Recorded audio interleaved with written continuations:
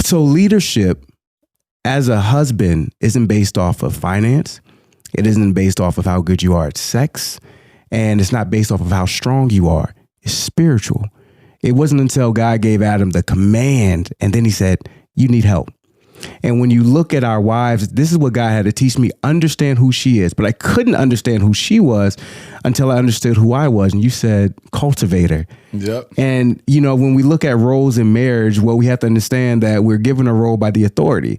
I can't just give myself a role. It's the boss that has to give me a role. Facts. And what God did is he said, okay, here's your role, cultivate and tend. Cultivate means to develop, which means as men, this is how powerful we are. We have the ability to develop anything and everything that God placed into the garden. Teach. And then tend, which means protect, nurture. So anything that comes into our garden, we're literally built to develop them and produce and make them the best possible version of themselves.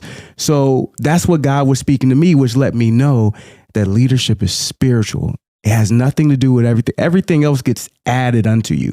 So anything that we want in marriage, we have to submit first.